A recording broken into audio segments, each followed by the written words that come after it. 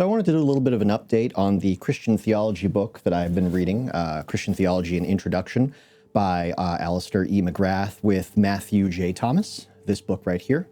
I have been reading this book for, I can't remember, maybe 2 weeks now. I can't remember exactly when I started it, but I just finished the first part of the book. So the first 4 chapters of the book, plus the introduction and the preface, probably about 120 pages total. It is an academic style book, so it's, you can't just breeze through it. Plus I'm highlighting and I'm taking notes and stuff like that. But it is a spectacular book. I have enjoyed it more and more every time I read it.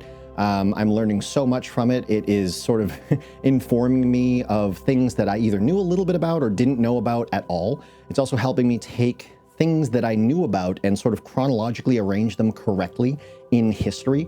There were definitely some figures, some theologians who I thought lived either at the same time or very close to each other, and it turns out they live like over 1,000 years apart.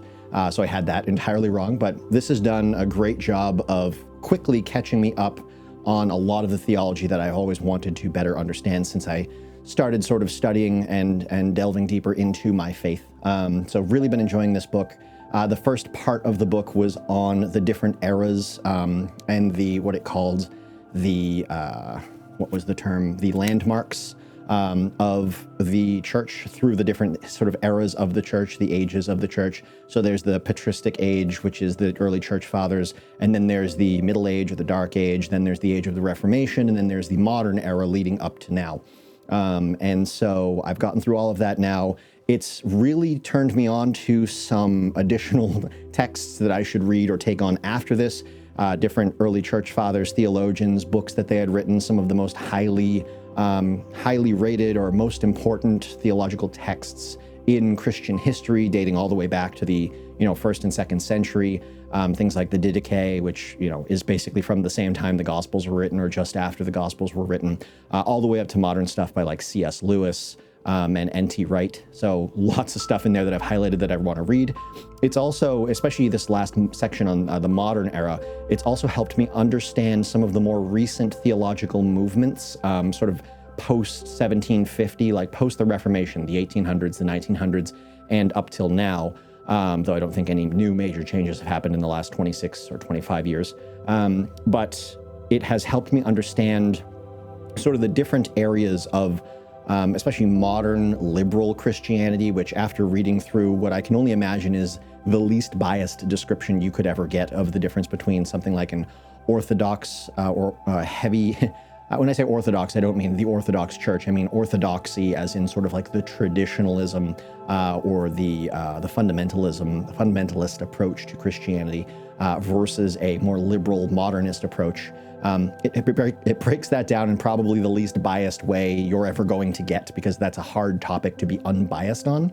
And even after reading that, I found myself literally highlighting things and making notes like, this is dumb, like this doesn't make any sense. Like there's a lot of stuff about liberal Protestantism or modernism, or there's a whole section on feminist theology, which, I don't know if this is going to come as a surprise to you, but I almost couldn't finish reading. There's actually a section of it I couldn't finish reading because of how just silly it got. Like the arguments being made and the logic being applied was so clearly just this humanist approach, like this flawed approach to trying to change the reality of Christ and Christianity, and the divinity and masculinity of Christ and God.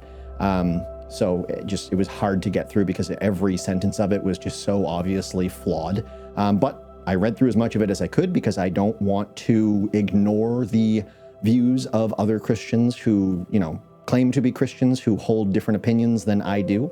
But there's some stuff that to me just seems so obviously flawed that it must be. Like, unless I'm completely missing something, I would love, after I get through this, to be able to sit down with my pastor, and I will, and just go over a bunch of different questions and stuff that I've learned before I move on to other texts. But based off this so far, it's really helping me sort of hone in on what I believe and what I don't believe, and it's helping me understand sort of the arguments for or against those things so that I better understand my faith through the understanding of Christian theology. So it's doing exactly its job, and I'm really enjoying it. The next part of the book is on sources and methods, and it talks about preliminaries, the sources of theology, knowledge of God, natural versus revealed, philosophy and theology, dialogue and debate, and that's broken into another 4 parts.